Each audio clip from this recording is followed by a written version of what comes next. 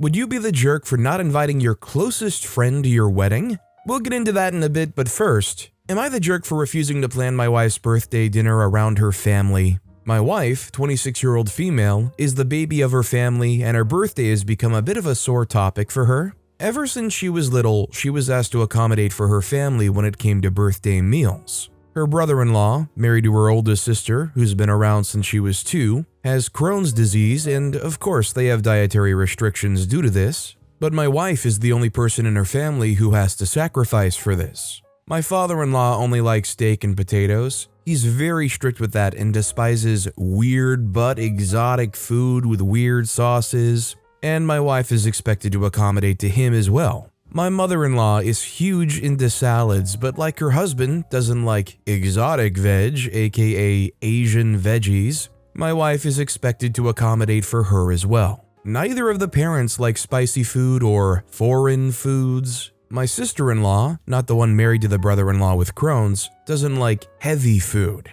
And no, I don't really know all the details on that, but again, my wife must accommodate. This crap started back when she was 5, and back then, her favorite meal was this chicken casserole dish her grandmother used to make.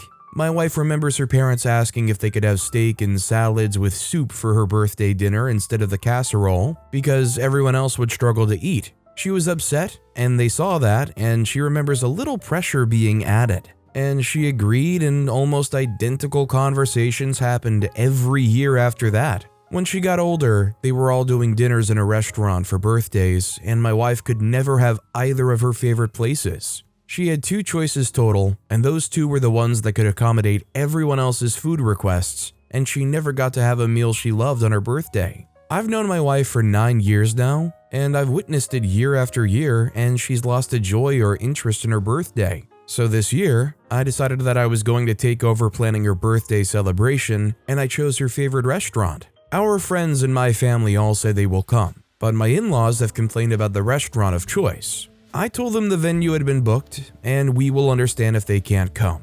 I got replies back saying they want to come but can't, and I said that was unfortunate. They told me my wife always makes accommodations for them. I confirmed that it was true, and I pointed out they never return the favor. I asked why they should enjoy her birthday meal more than her. They said it's not like that, and I said yes it is. I said they'd take advantage of her love for them and the fact that she doesn't want to upset or leave anyone out. I told them they should be doing the same for her on her birthday. I told them I would not plan her birthday dinners around them anymore, and they will not change my mind. They're ticked at me and saying that I'll be the reason they won't be able to come. Am I the jerk? I guess my question would be, how does your wife actually feel about this? Because it does feel like OP's kind of spearheading ahead here and just being like, no, this is what we're going to do. We're going to celebrate her, and you guys, if you can't show up, well, that's how it should have always been. I mean, if she truly honestly does feel okay with that, then alright. I mean, the bottom line here is I think most people can agree the in-laws saying, oh, we can't come, is total nonsense, because there's no way that there's nothing on a menu at a place that they can't have. Especially when you say your dietary restrictions are heavy foods, whatever that means. I can only eat potato chips. Also, hi, I'm Steven, and if you guys enjoy getting to decide whether or not all of these people are jerks, why not hit those like and subscribe buttons down below? That said, our next story is, am I the jerk for not giving a family engagement ring to my stepsister who got engaged before me? When my dad proposed to my mom, my paternal grandparents, aka dad's parents, gave him a ring from their family to propose to mom with. My grandparents adored my mom and saw her as a daughter, they had 4 boys, and wanted to welcome her to the family with the ring. She treasured it, and before she died, she and they had discussed my grandparents keeping it safe for me. After my mom died, my dad remarried. His second wife was upset that she wasn't offered the ring like my mom was. My grandparents explained it was being kept safe for me, as the last owner had wanted her only child, aka me, to have it. My dad's wife came into the marriage with a daughter just like dad had me. I was 9 and she was 7. We're now 22, me, and 20, her. My stepsister got engaged a few weeks ago. Her boyfriend proposed without a ring because he wanted her to pick one out. She decided to ask dad if she could have the family engagement ring. He asked my grandparents and they said no. His wife told my grandparents it might not be me, but the ring would still be going to their granddaughter. They said not the granddaughter it was intended for, and my stepsister was not my mom's daughter. Therefore, she would not be entitled to it, and my mom would have hated to see it go to my stepsister. When speaking to my grandparents failed, his dad and his wife came to me. My stepsister was upset that they didn't overrule what my mom wanted. She has some abandonment issues. Her dad abandoned her, neither side of her biological family want her, and my grandparents and uncles are the only extended family she has ever had. But she always felt like they favored me because of how much they loved my mom and how often they spoke about her and about us, me and mom. Them turning her down really got her down. So my dad and his wife wanted me to make it up to her and wanted me to take the ring and then give it to her. My dad said it would mean so much to my stepsister, and while it would mean I don't get that ring, I could still get another ring and it would make a family member happy.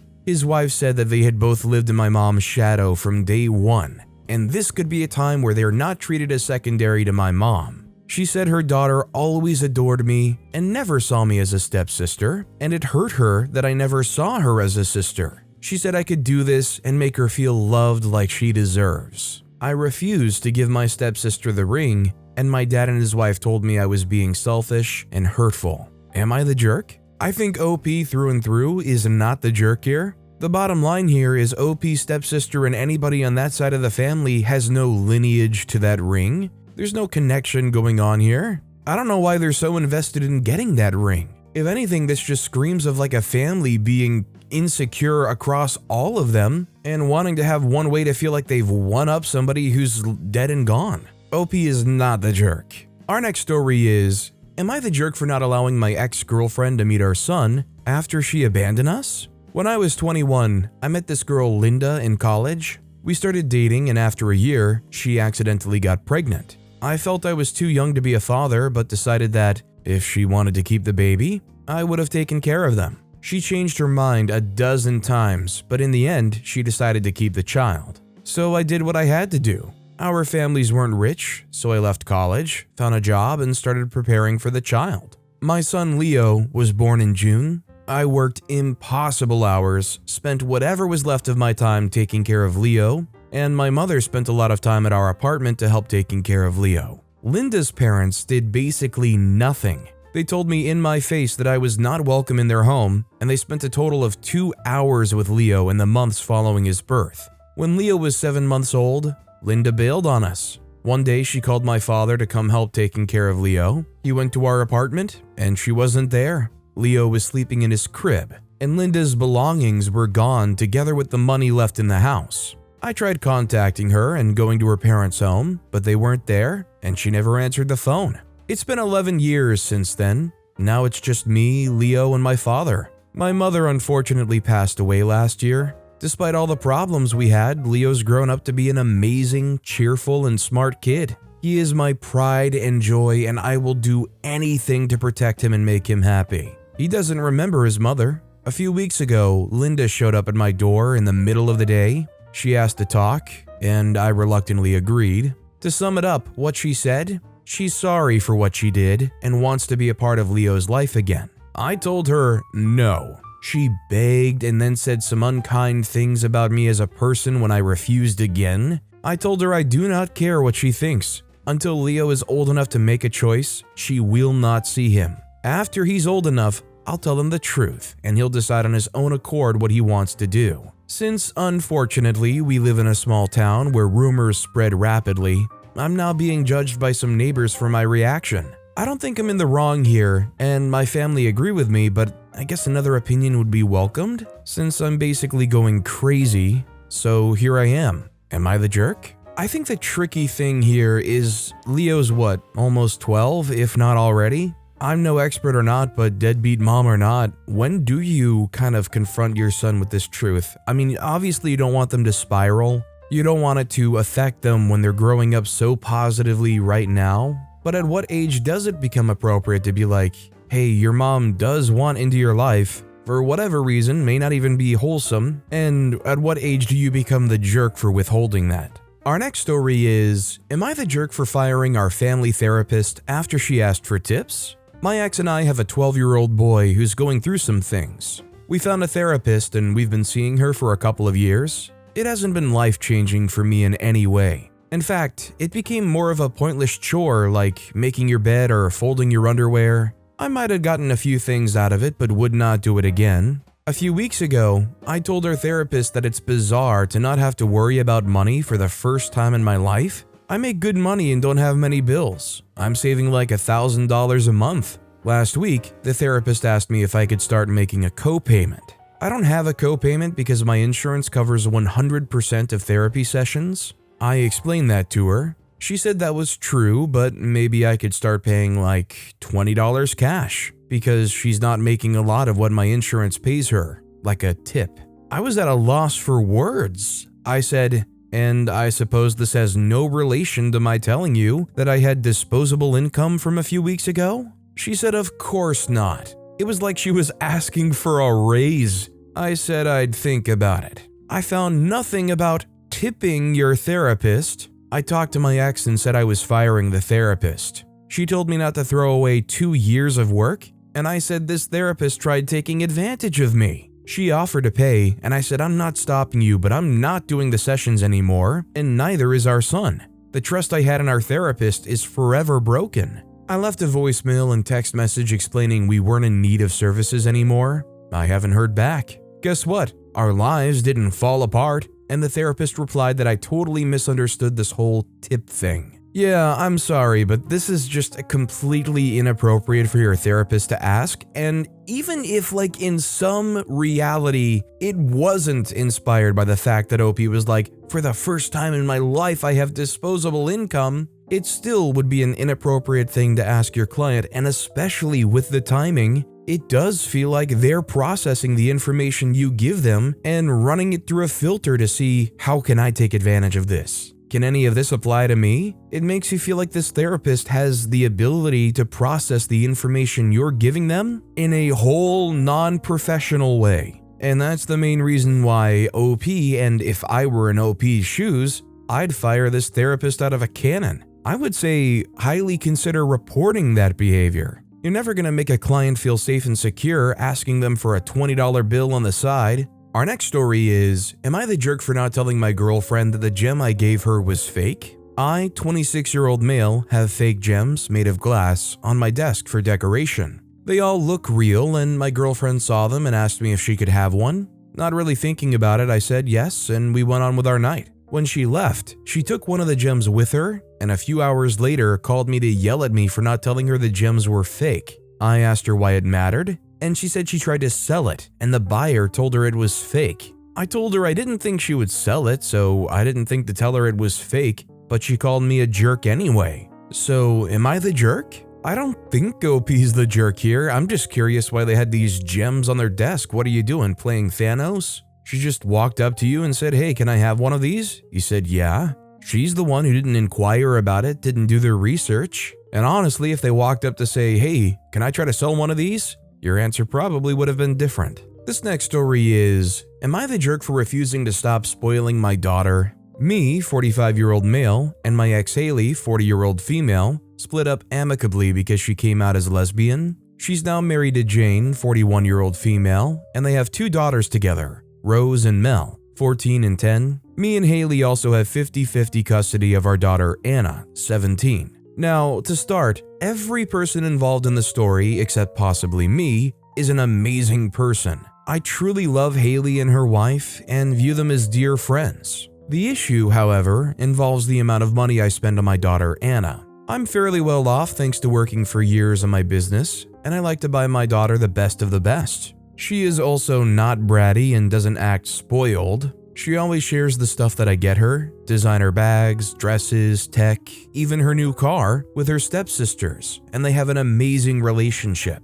I also make sure to buy equally expensive gifts for all 3 girls when it comes to special occasions, as a good family friend should. However, my daughter has a much bigger allowance than her stepsisters, and that obviously shows in the stuff she buys for herself. So far, I had not heard any complaints from anyone. That is until Haley came over the other day to talk and asked me if I can tone down Anna's allowance a bit. I asked why, and she told me Jane's sister was worried when she found out about the arrangement. She believes you can't raise kids in one household with different lifestyles without creating resentment. And while they may have an amazing relationship now, that might change when the two girls get older and start to understand concepts like wealth and class. However, I think that applies more to situations where one side of the family is starving and the other is fed with a silver spoon, not discrepancies in the amount of Taylor Swift merch owned, especially since Anna always shares. She's also not allowed to spend her money on traditionally family experiences like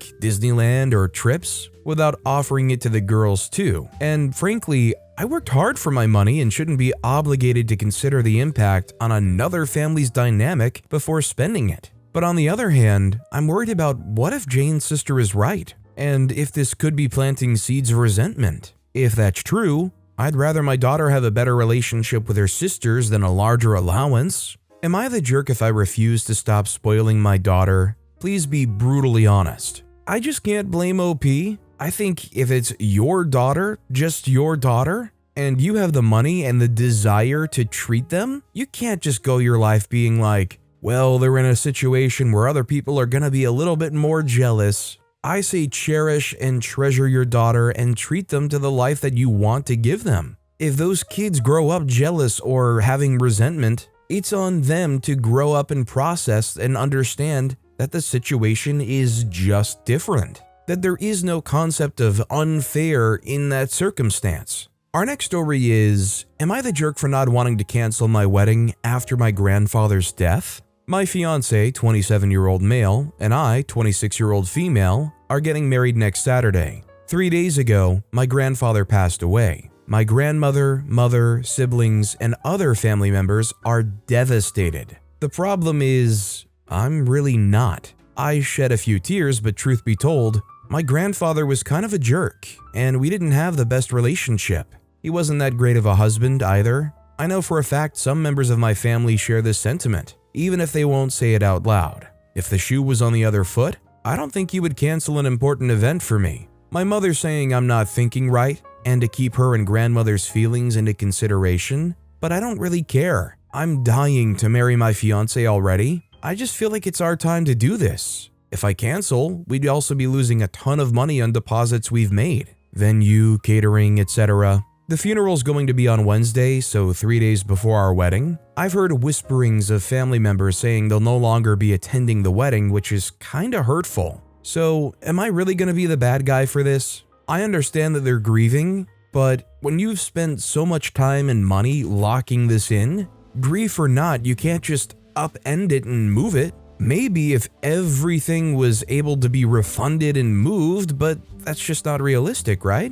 This next story is, am I the jerk for not giving my engagement ring to dead fiancé's family? Dead fiancé's name is John, and I'll start at the beginning, about 4 years ago. I was engaged to John after dating for 4 years. When he proposed, the ring he used was 2 sizes too big. We went to the store that he bought it from 2 weeks before proposing, and he kept the receipt, got the right size, and kept the same style. We did plan to have a wedding, after 3 years of planning and saving. 10 months after the proposal, John passed away in a car accident. I used the savings for wedding to pay for his funeral. The day after the funeral, John's brother came to ask me for the ring. I asked why. His response was that the ring had been passed down to their family for 5 generations. Told him that was BS because I have proof of the ring was bought from me less than a year ago. We argued for a bit and then he stormed out. Then I get the calls from John's family saying I'm a liar and demanding the ring. Then I got a letter from their lawyer. In the letter, they also demanded that I reimburse them for the costs of John's funeral. So I got myself a lawyer, showed the proof about the ring, and I paid for the funeral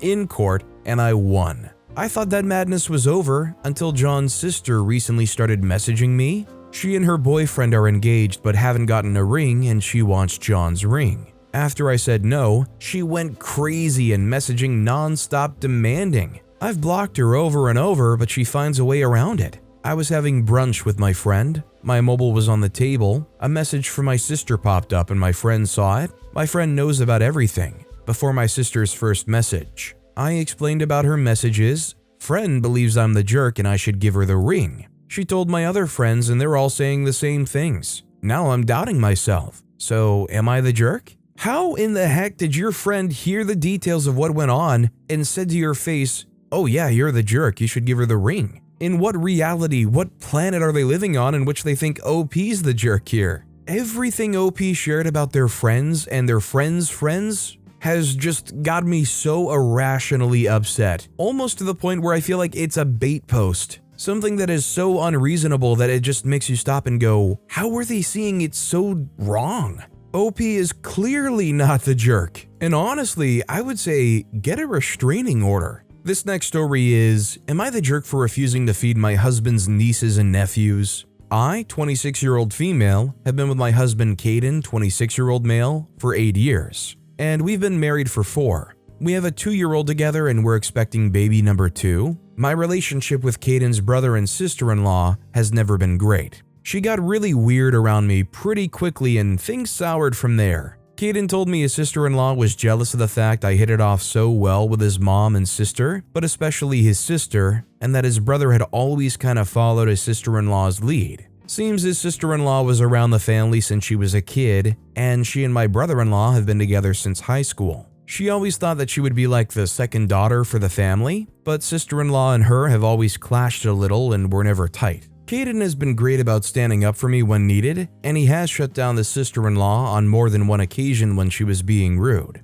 One of the things that has resulted from all this is Caden's sister-in-law insisted I will never be her children's aunt. They have specifically been told I am not their aunt and they are not to call me Aunt Emmy. I've been kept at a distance from the kids during family gatherings, and generally sister-in-law will ensure I don't interact with her kids. Caden sees them less as a result because he refuses to have me leave our home so they can visit, something his sister-in-law tried to insist on. My relationship with sister-in-law is the best though, and we are close. She has a child the same age as mine, and she'll come over and we hang out with our toddlers. Since she's here so often, I'll often have enough food for both kiddos. She's picked up some inspo from me on how to introduce food to toddlers, since she said her kiddo eats better since they started hanging out with us. She mentioned it at a family dinner recently because her parents commented how much better her kiddo was eating too, and the different plates she used. She said it was all thanks to me and was saying how she really owed me one.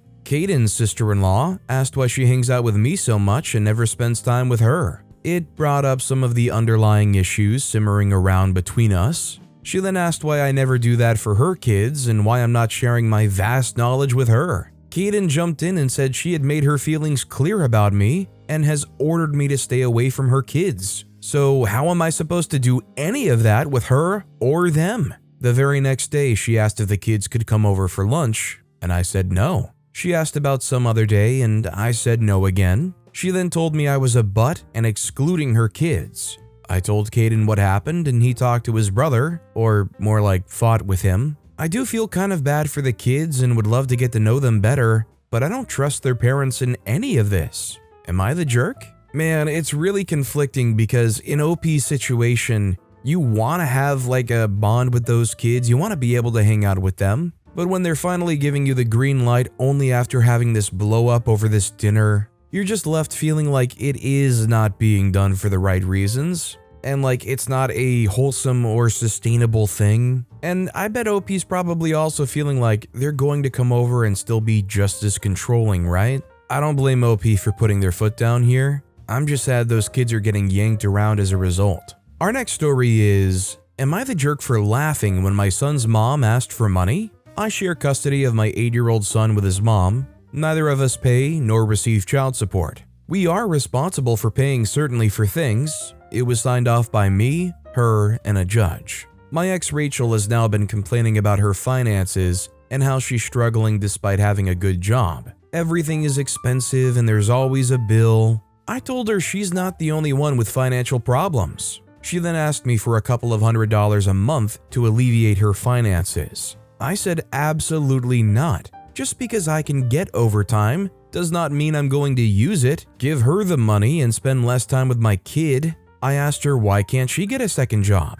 She was offended by my question. I said I was offended by you asking me to work more so you don't have to cut down on your spending. Things are now tense between us. And no, my son isn't going to live in a tent or dig in the trash for food. She will live if she gives up her bi-weekly massage and stopped shopping, going out to eat. I don't blame OP.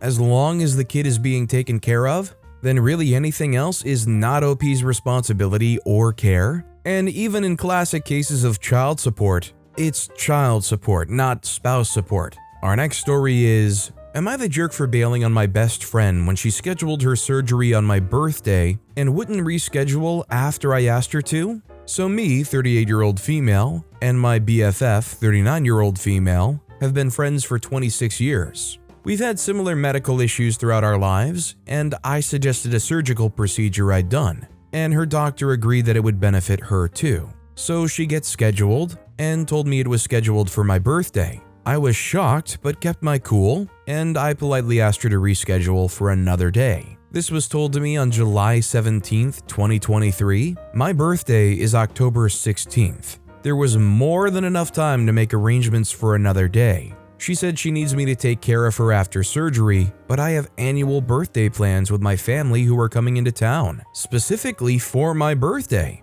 I personally think it's rude and I find it selfish. I know I sound selfish, but I would never schedule surgery on her birthday because in March 2023, she scheduled her ablation surgery on my mother's birthday, which was and still is an emotional day for me as she, my mom, has been gone for 17 years. I want to be there for my friend, but I don't think I should have to put my birthday on hold either. I get one day a year where I get to go out and enjoy my friends and family all together with me. She never comes to my annual parties anyway due to her addiction recovery and triggers, alcohol, and I respect that. And we always do something else, aside from my annual get-together. My parents are flying in Sunday night and leaving Tuesday morning. They have an entire itinerary planned for the day, and I told them about her surgery and they too said to ask her to reschedule. It's not major surgery, it's not life or death.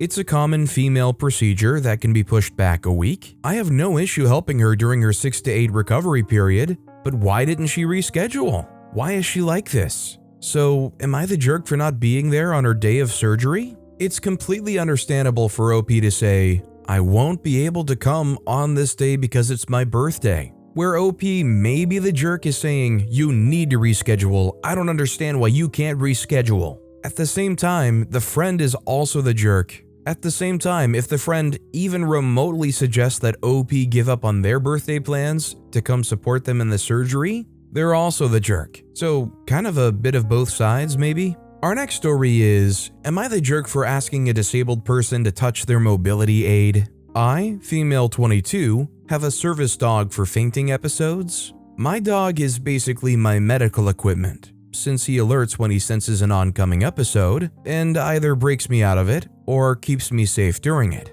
He became a huge life changer for me since I can go out in public without being anxious about fainting, which obviously isn't helping and may cause another episode. So yesterday, I was at the grocery store buying some food and minding my business with my dog by my side. Keep in mind, it's a very cute, fluffy, husky dog, so I understand the urge to pet the cute creature. That's why he has a special vest with a huge but medical alert service dog, do not touch, on it. After a while, I was approached by a young boy, around 12 or so, in a wheelchair, who asked if he could pet the dog.